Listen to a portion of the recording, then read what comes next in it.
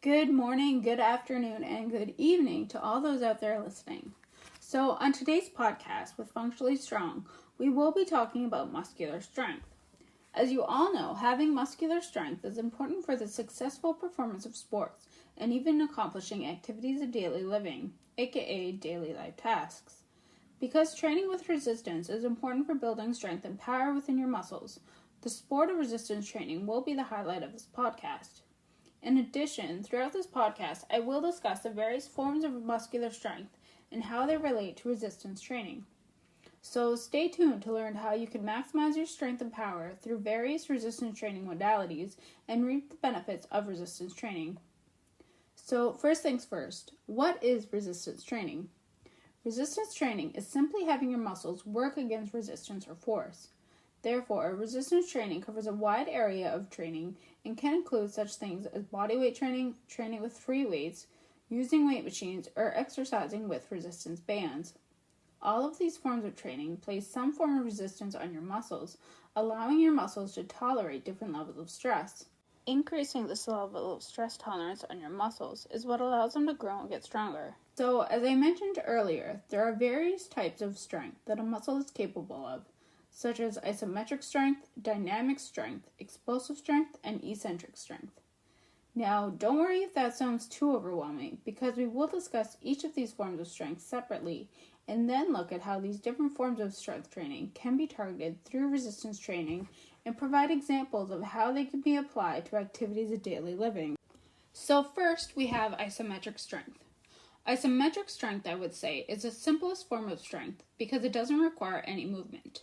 Therefore, isometric strength can also be referred to as static strength. Isometric strength still requires a muscular contraction. However, the angle of the joint does not change. Think about performing a bicep curl, but stopping halfway through the curl and just holding the dumbbell in place. This is what is known as an isometric contraction, and it can help you develop isometric strength, especially when we alter the angle of the joint. For example, instead of holding the dumbbell halfway through a bicep curl, think about altering the angle of the elbow joint and holding it only 25% of the way up. By altering the angle of the joint, we can develop different forms of isometric strength at specific joint angles and build muscular endurance. Another example of isometric strength can be performed in a bodyweight squat. When altering the hip joint angle, isometric strength allows us to hold a squat at various positions, such as a deep versus shallow squat. Not to get too graphic, but developing isometric strength for a bodyweight squat can come in handy when you find yourself in the woods with no porta potties around. Cameron and Monroe pointed out that isometric exercises can improve muscle strength, but isometric strength is only joint angle specific. So if we go back to our biceps example in which we are holding the curl halfway through, we are only developing muscle strength at that specific angle. However, Cameron and Monroe mentioned that isometric strength can be built at approximately 10 degrees on either side of the joint angle. Therefore, to achieve muscle strength throughout the full range of motion, Cameron and Monroe suggested isometric exercises be performed at multiple joint angles, specifically every 20 degrees. Because isometric exercises can help build a muscle's tolerance to stress and increase neuromuscular adaptations, isometric exercises are commonly used in rehabilitation when treating musculoskeletal injuries. One example of this could be using your shoulder to push against a wall. Isometrically strengthening the shoulder in different planes of motion can help treat shoulder injuries. Even though nothing is moving, the muscles are still exerting force and building static strength. Additionally, Bosch and Ijzerman pointed out that strengthening the hamstrings isometrically is critical for preparing the hamstrings for endurance activities such as running. Therefore, strengthening the hamstrings through movements such as with leg curls may be ineffective for improving running performance. So, for all you gym goers out there, can you think of a weighted machine in the gym that might allow you to strengthen your hamstrings isometrically? If you guessed the Roman chair, you are correct. Even more specifically, Roman chair holds with just one leg. Van Horn and Bosch found that single-legged Roman chair holds were more effective for hamstring endurance because single-leg Roman chair holds work the hamstrings isometrically. I don't know about you, but ever since learning about this little fact, it's made me want to try out single-legged Roman chair holds. They sound difficult, but also fun. So let's cover a little bit on dynamic strength. Dynamic strength is going to, of course, involve dynamic contractions. And dynamic contractions are probably what everyone is most familiar with, as dynamic exercises are the most preferred mode of resistance training. Dynamic exercises refer to your typical eccentric and concentric contractions. So, returning to our biceps example, the concentric contraction involves bringing the dumbbell up, while the eccentric contraction involves returning the dumbbell back down to the starting position. So, a dynamic contraction involves movement and the lengthening and shortening of muscles. Therefore, performing dynamic exercises can help develop dynamic strength when the muscle is loaded appropriately. Having dynamic strength is essential for all age groups because having dynamic strength is what allows you to carry your groceries inside, get your dishes out of the cupboard, carry your kids, climb the stairs, and just be more active. According to Kenney et al., muscle strength starts to decline around the age of 40 and even continues to decline as we get older. This decrease in muscle strength can lead to the loss of independent living, decreased gait speed, and increased fall risk. Therefore, performing dynamic exercises increases dynamic strength, thus improving the performance and activities of daily living. So now that we have a better understanding of dynamic strength, let's get into explosive strength. Explosive strength is the explosive capacity of a muscle. In other words, explosive strength is the ability to quickly generate muscle force.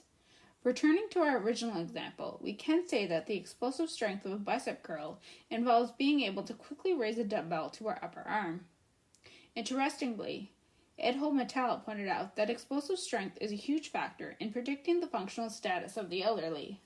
For example, older adults who do not have explosive strength in their lower limbs are more likely to experience challenges when rising from a chair or climbing stairs and thus have a higher fall risk.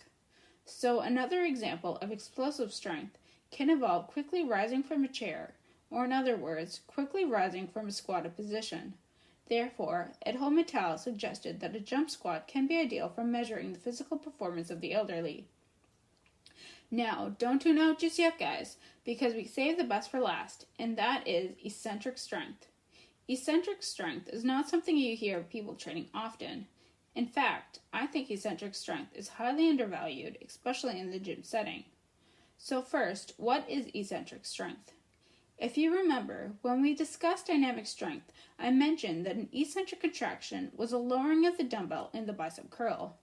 In other words, an eccentric contraction refers to the lengthening of a muscle or the opposing action of a concentric contraction. Okay, that's great. But how do you train for eccentric strength, and what exactly is it? So, gaining the eccentric strength of a muscle can be accomplished by focusing on the eccentric phase of an exercise, mainly the lowering phase, when the muscle is relaxing. Therefore, going slow and controlled as you are lowering the dumbbell in the bicep curl can help you gain eccentric strength. Another example of an eccentric contraction can be the lowering phase of a squat. So instead of mainly focusing on the concentric phase, or the rising portion of a squat, you might choose to go slow and controlled on the way down to help gain eccentric strength. So why would this be important? I'm going to try to answer that question with another example of an eccentric exercise I commonly use in my training sessions with clients. So I am sure everyone is familiar with your basic calf raises. You go up and you go down, simple, right? But what about performing a calf raise using only one leg? I am sure if you were to try this right now, you would find it pretty difficult. Therefore, I like throwing in eccentric single-leg calf raises to help clients develop the strength to perform a single-legged calf raise. How do I do this? I can get them to go up with both legs and slowly have them come down with just the one leg, and we might do this for about 10 to 12 repetitions. Working on developing that eccentric strength may be the first step to gaining the dynamic strength required for a complete single-leg calf raise. But how is this applicable to activities of daily living? So having that eccentric strength in your muscles is important for having that stopping strength required for ending activities such as running, jumping, or going downhill. So let's say you are a runner. When you are finishing up your run, are you going to come to a complete halt or safely slow down so as to not injure yourself? This stopping strength is what is known as eccentric strength. Mike et al. Mentioned that eccentric strength can help improve athletic performance such as with running and jumping. Being able to control your muscles during a deceleration phase allows your muscles to work as shock-absorbing structures and prevent injury. For example, Pullen Ranson pointed out that most muscle strain injuries occur during sudden and forceful movements made during the eccentric phase of a movement. If a muscle cannot tolerate the load required during a deceleration phase, the high-loaded forces can damage the muscle and tendon, resulting in muscle strains. Now, I don't know about you, but I'm all for building eccentric strength if it is going to teach me how to control my muscles and prevent me from injuring myself. So, that's all I wanted to discuss today, guys. I hope you learned a lot about the various types of strength that can be created in your muscles. But if you didn't receive the takeaway message, is this: building different forms of strength in your muscles is pertinent for the performance of sports and activities of daily living. Therefore, when performing resistance training in the gym, don't be afraid to vary up your training style, especially if you think one of these forms of strength training is more in line with your fitness goals. Training for static, dynamic, explosive, and eccentric strength may be exactly what your muscles need. Thanks for tuning in to Functionally Strong. Till next time.